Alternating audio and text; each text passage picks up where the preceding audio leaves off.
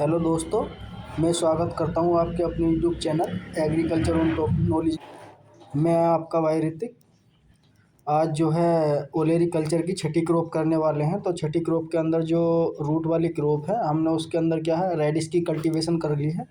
तो आज जो हमारी नेक्स्ट क्रॉप है रूट के अंदर जो कल्टीवेशन आती है, तो उसकी ये कौन सी कल्टीवेशन ऑफ, ठीक है, कल्टीवेशन ऑफ कैरोट यानी कि गाजर की खेती। ठीक है, यानी कि वैज्ञानिक तरीके से हम किस तरीके से गाजर की खेती करते हैं और इसमें से क्या कौन से क्वेश्चन बन सकते हैं आपके एग्ज़ाम के पर्पज़ से।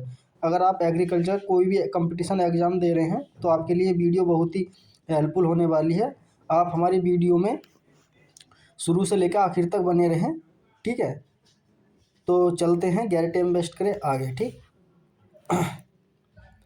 तो दोस्तों आज जो सबसे पहले हम देखने वाले हैं क्या इसका इंट्रोडक्शन। ठीक है, यानी कि इंट्रोडक्शन में बोटनिकल नेम क्या है इसका, डोकस कैरोटा। ठीक है, क्या है डोकस कैरोटा। ठीक है, क्या है डोकस कैरोटा। बात करते हैं फैमिली, तो अम्बेलिफेरी फैमिली है। ठीक है, कौन सी है, अम्बेलिफेरी फैमिली। ठीक है, मैंने हिंदी इंग्लिश में दोनों में है। ठीक, जो आपको अच्छी तरह से क्या समझ में आ सके। ठीक है, बात करते हैं इसमें क्रोमोसोम नंबर, तो इसमें कितने होते हैं, 18 होते हैं। कितने होते हैं, 18 होते हैं। तो कॉमन नेम की बात करते हैं तो गाजर क्या इसके नाम से क्या जाना जाता है, किसके नाम से जाना जाता है, गाजर के नाम से क्या जाना जाता है। बात करते हैं इसका ओरिजिन। ठीक है, इसका जो ओरिजिन होगा वो अफगानिस्तान होगा या यूरोप हो जाएगा। ठीक है, यूरोप हो जाएगा। ठीक, अगर आप हमारे चैनल पर पहली बार विजिट कर रहे हैं तो वीडियो को लाइक करें, चैनल को सब्सक्राइब करें और अपने दोस्तों तक भी ज़्यादा से ज़्यादा शेयर करें। ठीक है, जो वो भी क्या अपने कंपटीशन की एग्ज़ाम की क्या तैयारी कर सकें। ठीक, तो चलते हैं आगे। अब देखते हैं कुछ जो जर्नल बातें हैं जो ज़्यादातर एग्जाम में पूछी गई हैं और पूछी जाती हैं। ठीक है, उनके बारे में मैंने पॉइंट वाइज क्या लिखा है इसमें पूरी तरह से। ठीक है, तो सबसे पहले बात करते हैं क्या इसका कौन सा पॉइंट है, एडिबल पार्ट, यानी कि सबसे पहले खाए जाने वाला पार्ट क्या है इसका, रूट। क्या खाते हैं हम इसमें, रूट। जैसे कि मैंने आपको पहले बता दिया कि ये किसके अंदर आती है, रूट के अंदर आती है। ठीक है, बात करते हैं मोड ऑफ पोलिनेशन, यानी कि इसमें क्या परागण कैसा होता है। हिंदी की बात करते हैं तो क्रॉस कैसा होता है, क्रॉस पोलिनेशन होता है। कैसा होता है, क्रॉस पोलिनेशन होता है। ठीक है, ज़्यादातर जितनी भी वेजिटेबल है तो उनमें कौन सा क्रॉस पोलिनेशन ही होता है, यानी कि सब टोटल वैरायटी जितनी भी कल्टीवेशन है वेजिटेबल वाली क्रॉस पोलिनेशन होता है।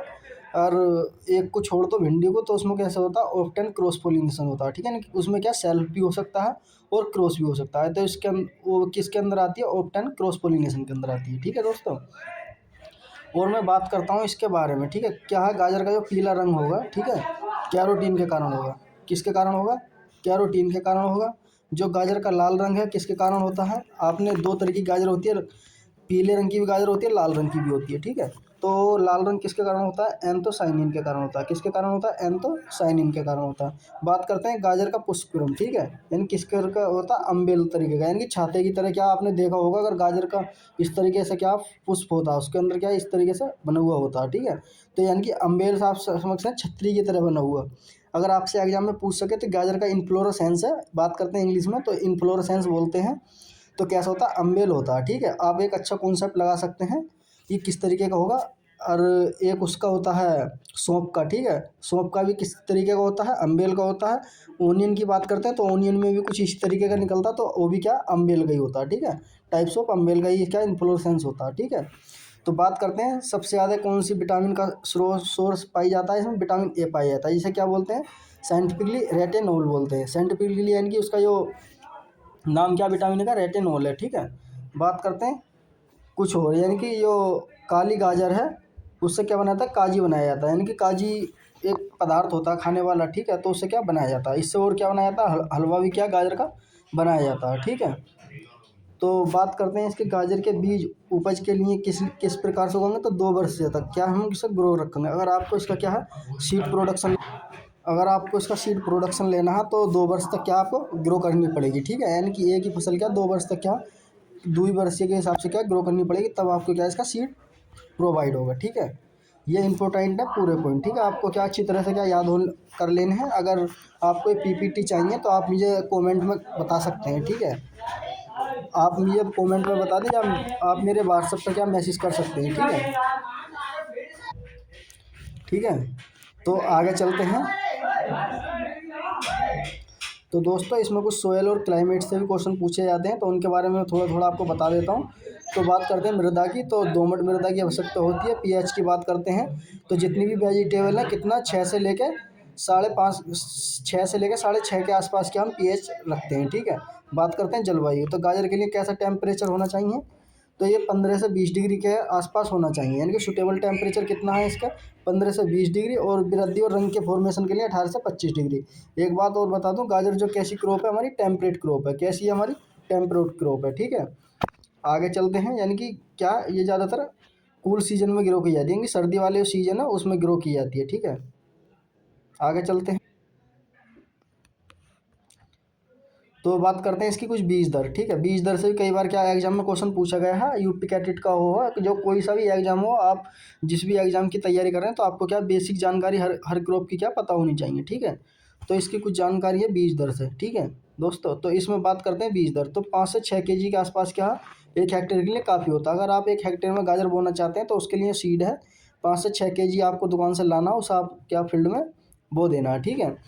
बात करते हैं बुवाई का समय, तो मैदानी क्षेत्र जो प्लान्स एरिया हैं उनमें अगस्त सितंबर में बोते हैं, जो हिल्स एरिया तो मार्च अप्रैल में बोते हैं, ठीक है। गोबर की खाद की बात करते हैं, FY हम कितना देते हैं 20 से 25 कुंटल। आप जितनी भी वेजिटेबल वाली क्रॉप है तो उनमें 20 से 25 कुंटल क्या है गोबर की खाद दे सकते हैं, ठीक है। आपसे अगर एग्जाम में पूछ ले कितनी देनी चाहिए तो 20 से 25 कुंटल, क्योंकि ये बार बार चीज़ याद करने की नहीं होती, आपको क्या कॉन्सेप्ट अपने दिमाग में रख लेना चाहिए, ठीक है। अगर आपको 2-3 बार ये क्रॉप क्या मिल रहा है तो। बात करते हैं NPK, ठीक है। NPK क्या होता है 120-60-60, यानी कि नाइट्रोजन 120 किलोग्राम होनी चाहिए, 60 किलोग्राम फास्फोर, पोटेशियम भी कितना 60 किलोग्राम होना चाहिए पर हेक्टेयर के लिए, ठीक है। आगे चलते हैं, कुछ इसकी वैरायटी हैं। वैरायटी भी क्या 2 प्रकार की होती हैं, तो वो कौन सी वैरायटी हैं, एशियन वैरायटी और यूरोपियन वैरायटी, ठीक है। तो सबसे पहले बात करते हैं एशियन, पूसा केसर है, ये सबसे फर्स्ट क्या है हाइब्रिड वैरायटी है, ठीक है। पूसा मेघाली है, पूसा यमदाग्नि है, सिलेक्शन 5 है और OTP 1 है, ठीक है। आप इस तरीके से याद रख सकते हैं, पूसा केसर, केसर कैसा होता है लाल होता है, तो ये किसकी गाजर की वैरायटी है, ठीक है। इस तरीके से आप क्या याद रख सकते हैं, केसर कैसा होता है लाल होता है, तो गाजर की कौन सी वैरायटी होगी तो पूसा केसर होगी। और क्या होता है पूसा मेघाली, यानी कि क्या होते हैं जब बादल क्या है गरजते हैं तो उससे क्या बारिश होती है, ठीक है। यानी जैसा गरजने से क्या हो जाएगी गाजर हो जाएगी, ठीक है। और बारिश मेघा से क्या हो जाएगी मेघालय, ठीक है। इस तरीके से क्या आप याद रख सकते हैं, ठीक है। यमदाग्नि है, सिलेक्शन 5 है, OTP 1 है, ठीक। कौन से एशियन वैरायटी इंपॉर्टेंट वैरायटी है, आपको क्या ये वैरायटी तो बिल्कुल याद होनी चाहिए आपको, ठीक है, क्योंकि कई बार ये एग्जाम में क्या पूछी गई हैं यूपी कैडेट के, ठीक है। तो आगे चलते हैं, यूरोपियन वैरायटी में कौन कौन से, तो इसमें है जेंटन, ये कैसे भंडारण के लिए है, ठीक है। नीलगिरी पहाड़ियों पर क्या ज़्यादातर रखी जाती है। पूसा ब्यूटी है, कश्मीरी ब्यूटी है, गोल्ड हार्ट है और नैनी टीस है, कौन सी है नैनी टीस है, ठीक है। तो आगे चलते हैं, और इसके कुछ जो फिजिकल डिसऑर्डर हैं इंसेक्ट वगैरह वो कौन कौन से लगते हैं उनके बारे में थोड़े हम जानकारी लेंगे, ठीक है। बताता हूँ मैं आपको इस वीडियो में, ठीक। तो दोस्तों सबसे पहले बात करते हैं कीट की, तो गाजर का क्या बीविल, यानी कि बीविल होता है, ये गाजर का क्या प्रमुख रोग होता है, ठीक है। एक छाया रोग बोलते हैं, इसे पाउडरी मिल्ड्यू रोग के नाम से क्या जाना जाता है। ये कैसे हमारे रोग हैं, और क्या है ये क्या गाजर का बीविल, ठीक। ये हमारा कीट है और ये क्या हमारे डिसीज है, ठीक है। इंपॉर्टेंट डिसीज हैं ये दोनों, ठीक है। बात करते हैं दैहिक विकार, तो इसमें कुछ जो फिजिकल डिसऑर्डर होते हैं वो किसके कारण होते हैं इसके बारे में बात बताते हैं हम, ठीक है। इसकी कुछ मैंने इमेज भी लगा रखी है तो आपको क्या उसे दिखाऊंगा मैं, ठीक, आपको अच्छी तरीके, जिससे कि आपको क्या कॉन्सेप्ट दिमाग में धस जाए, हाँ भी कौन सा रोग किस तरीके से आप अगर फील्ड में विजिट कर रहे हैं, अगर आप कल्टीवेशन करते हैं गाजर की तो आपको भी क्या पता लग जाए, ठीक है। तो इसमें बात करते हैं क्या हम स्प्लिटिंग गाजर का क्या होता है, गाजर क्या फट जाती है, ठीक है, यानी कि बीच में से क्या फट जाती है। उसकी इमेज मैं आपको नीचे दिखा दूंगा किस तरीके की होती है, ठीक है। तो ये किसकी कमी से होता है, बोरोन की अधिकता के कारण होता है और नाइट्रोजन की कमी। अगर आप बोरोन ज़्यादा दे देंगे अपने फील्ड में तो उसकी कमी से क्या है गाजर फट जाएगी, और नाइट्रोजन कम देंगे तब भी क्या इसकी दिक्कत हो जाएगी, ठीक है। इसलिए क्या हमें प्रॉपर नाइट्रोजन देनी चाहिए और कम से कम क्या बोरोन की मात्रा देनी चाहिए। बात करते हैं फोर्किंग एक कच्ची खाद डालने से, अगर आप गोबर की खाद कच्ची डाल रहे हैं, ठीक है, अपने खेत में, तो उसके कारण क्या हो सकता है कौन सा फोर्किंग। बात करते हैं कैविटी स्पॉट, ये कैल्शियम की कमी से होता है, इंपॉर्टेंट है ये तीनों, ठीक है। आपको क्या ये अच्छी तरह से याद होनी चाहिए क्योंकि कई बार एग्जाम में क्या पूछी गई है ये भी। कैल्शियम की कमी से होता है, पोटास की क्या अधिकता हो जाएगी, तब उसके कारण क्या हो जाता है। चाहे देर से आप कटाई कर रहे हैं या खुदाई कर रहे हैं तब भी क्या क्या है, कब स्टीप क्या हो सकता है। ठीक है, आगे चलते हैं। ये आप देख सकते हैं, जैसे मैंने आपको बताया था कि क्या है स्प्लिटिंग। स्प्लिटिंग किस तरीके की होती है, गाजर जैसे मैंने बताया कि गाजर क्या फट जाती है बीच में से, इस तरीके से क्या इसके कुछ लक्षण होते हैं, तो आप पहचान सकते हैं कि ये कौन सा रोग है हमारे फील्ड में लगा हुआ। ठीक है, तो अब बात करते हैं इसकी फोर्किंग। फोर्किंग में क्या होता है कि कुछ जड़ें इस तरीके से क्या है निकल जाती हैं। ठीक है, आपने देखी होगी, इसमें से क्या कई तरीके की फोर्किंग का मतलब होता है कई तरीके की इसकी कुछ शाखाएं निकल जाती हैं। ठीक है, यानी कि रूट का फॉर्मेशन हो जाता है। ये भी क्या होता है कि डिसऑर्डर होता है। ठीक है, आगे चलते हैं कि हमारी क्या कैविटी स्पॉट, इस पर क्या कुछ फंगस की तरह आपको क्या दिखाई दे जाएगा इस तरीके से।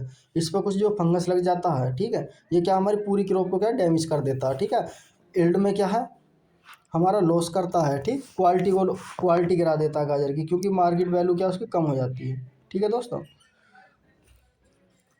तो थैंक यू, आज के लिए हम इतना ही रखते हैं।